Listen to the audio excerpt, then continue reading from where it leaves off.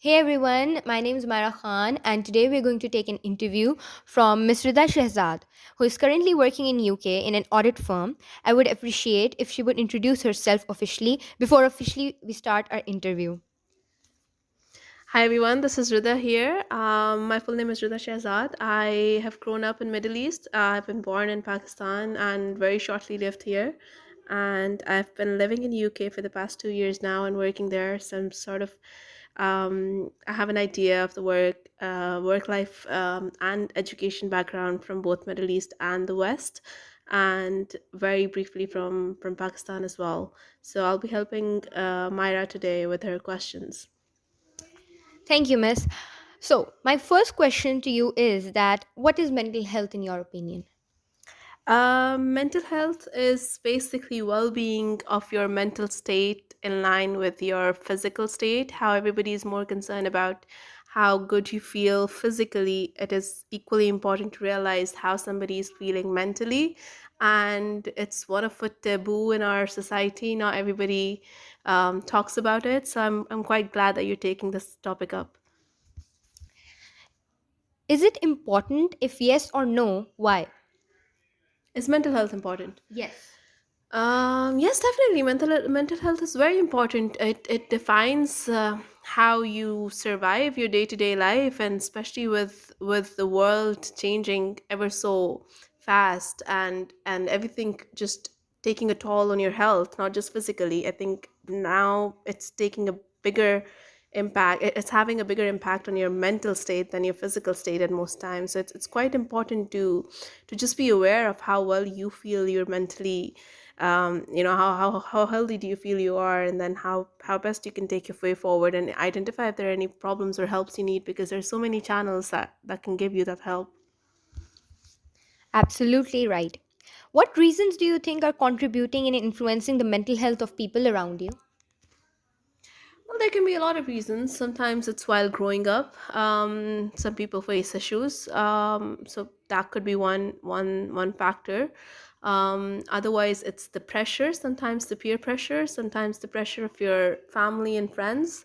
Sometimes it's the education. Sometimes it's physical activity. It just depends. There's not everything that you can always be improved on, but obviously it depends from person to person how things impact them. So it can be collective impact of different things on different individuals.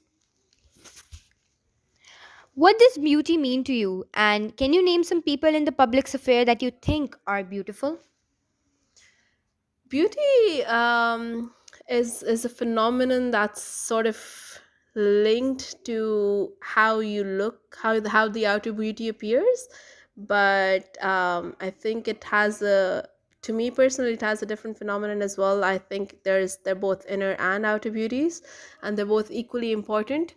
But I know the beauty standards that the world lives by today are more outer generated.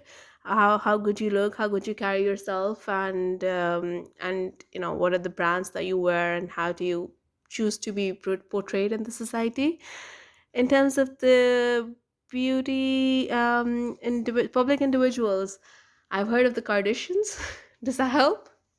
I don't know. That's your perception, but I guess.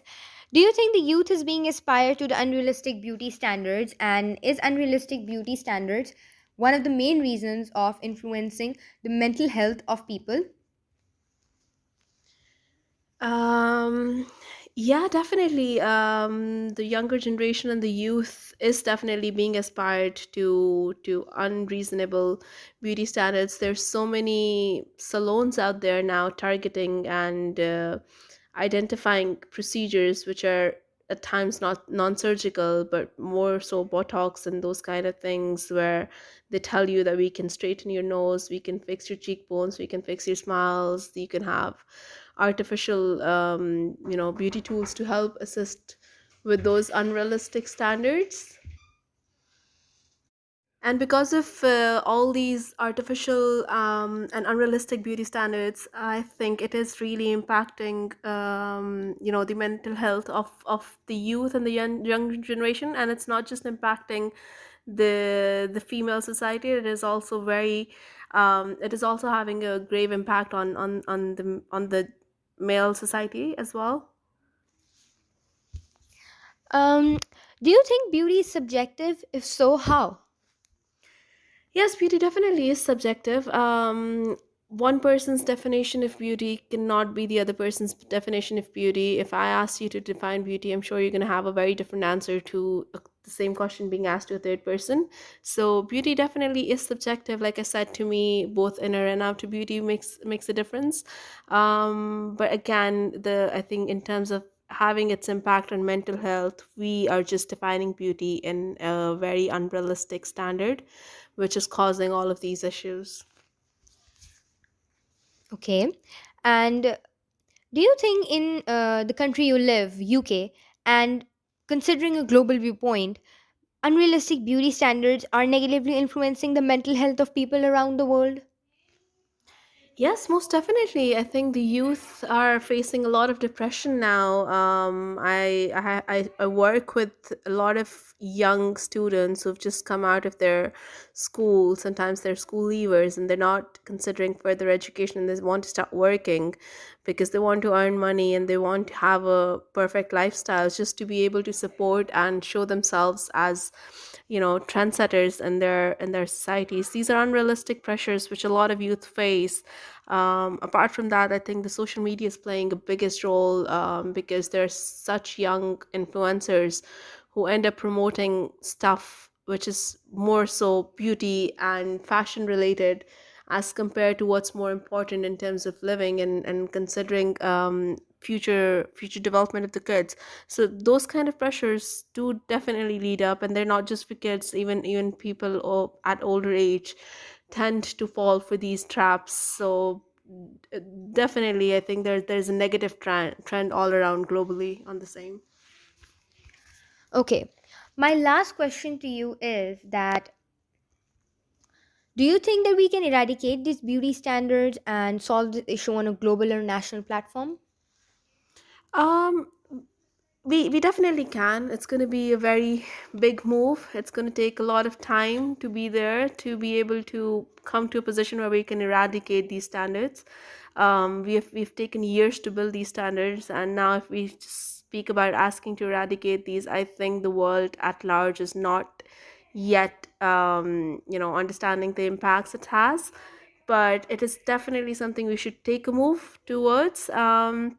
Eradication, it's definitely something we should take baby steps towards. And I think by taking the approach that you've taken in terms of identifying the impact that it is having, if you're able to understand these impacts and if you're able to come up with solutions that can help us to overcome these issues, I think it's going to be, the world's going to be a better place for everyone. But it's going to be a lot of baby steps, and it's not just personally. I think it'll start by us stopping to comment on how people look and how people appear in public, or how they choose to dress up. We should not tell people to follow some simple standards, how the fashion industry is operating in your area, for example. It then starts with brands working on promoting people and their fashion and their style, to all um, different types of bodies and different types of how people choose to style, irrespective of how they look.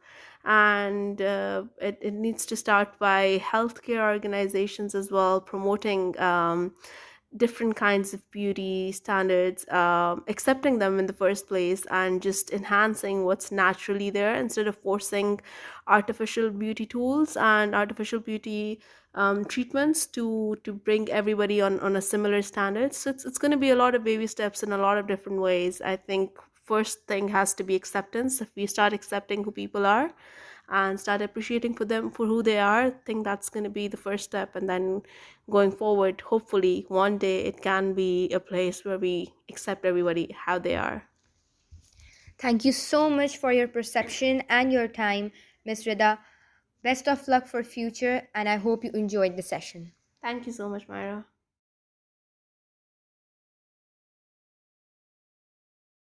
Hey everyone.